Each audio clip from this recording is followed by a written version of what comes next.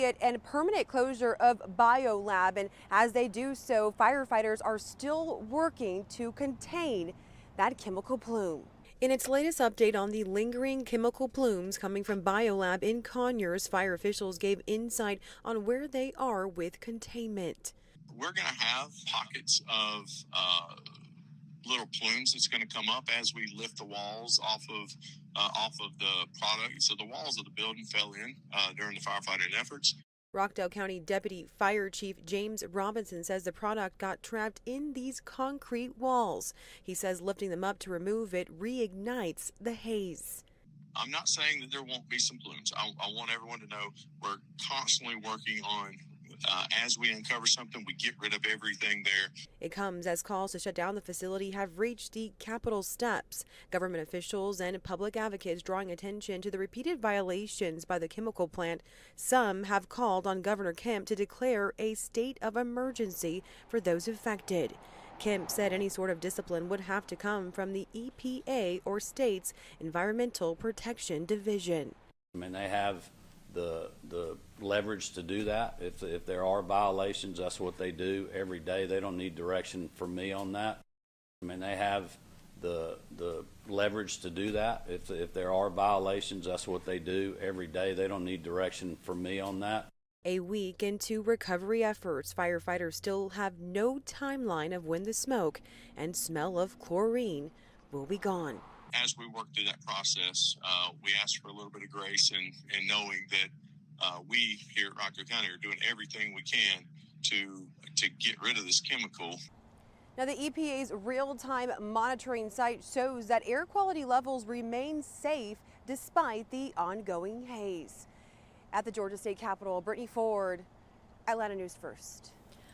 I do realize our audio wasn't coming through in the beginning portion of that. I just want to reiterate that the shelter in place out of Rockdale County has been lifted as of 7 o'clock this morning. Just an important reminder, we are constantly monitoring for alerts. You can download our free Atlanta News First app, and we'll send any major updates on this story directly to your phone.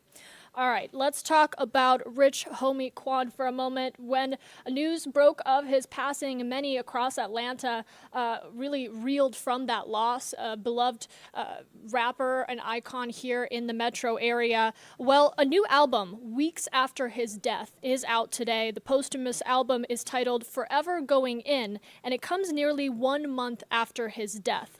There are 35 songs on the album in honor of what would have been his 35th birthday. Now, Rich Homie Quan passed due to an accidental overdose. The medical examiner tells us he was 34 years old. All right, let's talk about the campaign trail as we near the election just weeks away now. Former President Barack Obama expected to join Vice President Kamala Harris on the campaign trail this upcoming week. Harris is stopping in Michigan today, while here in Georgia, both Harris and former President Donald Trump had appearances with local officials pushing for the final vote in what will be a battleground state. Vice President Harris and former President Donald Trump have agreed to a face-off on stage next month. I think it's very important to have debates. At a lengthy news conference Thursday, Trump suggested 3 debates, while Harris confirmed she'll take part in at least one, scheduled for September 10th. I'm looking forward to it and hope he shows up. During Trump's news conference, he issued a series of dire warnings. We have a lot of bad things coming up. You could end up in a depression of the 1929 variety, which would be a devastating thing, took many years, took decades to recover from it. In my opinion, we're very close to a world war. We have people that don't know how to handle it. As he continued to personally attack Harris.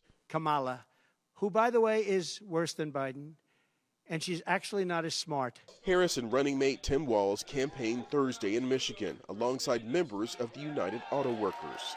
The true measure of the strength of a leader is not based on who you beat down, it's based on who you lift up. Harris and Walz campaign in Arizona Friday as they continue their battleground state blitz, while Trump holds a rally and fundraiser in Montana. Willie James Inman, CBS News, Washington. Now, just a reminder, if you are voting here in Georgia, Monday is the last day to register to vote. October 15th will be the start of early voting, and October 25th is when the absentee ballot deadline will expire. Election day is November 5th. Please make sure that you do go out and vote and that you are registered. That deadline is, again, on Monday. All right, let's talk about Helene for a moment. A devastating storm that passed through the southeast and left at least 33 people in Georgia dead. A cleanup and recovery effort is ongoing, and it's all hands on deck. Now, thankfully, those efforts have been well underway over the past week. Donations have been pouring in from across metro Atlanta, the southeast Georgia, and eastern Georgia communities. Governor Brian Kemp and former President Donald Trump will be together in Evans, Georgia today. They'll be giving remarks on Hurricane Helene recovery efforts here in the state. That joint event starts at 3:45 this afternoon at the Columbia Performing Arts Center. Now, President Joe Biden was here yesterday in Valdosta to see the damage that Helene left. 1,000 miles of power lines are down and 8,000 power poles still need to be replaced. We last checked this morning, 200,000 Georgians still do not have power. Now, FEMA will provide $750 for people in those communities in need of immediate resources like food, baby formula, and water. They've announced they'll pay in full for recovery efforts over the next 3 months. It's a good time to remind you that Atlanta News First has partnered up with the Salvation Army to help bring relief to families impacted by Helene. Donating is super easy. You can take out your phone, or if you're watching here on your desktop, go to the website helphelene.org. That is the website where you can donate, and 100% of what you give goes to the Salvation Army's relief effort. So once again, helphelene.org. That is listed for you on your screen here. If you can donate even a couple dollars, that will help these Georgia communities recover. I want to thank you for joining us here for the top of the hour on your news headlines. We have much to cover here on Atlanta News First Plus, including those remarks from Georgia Governor Brian Kemp and former President Donald Trump.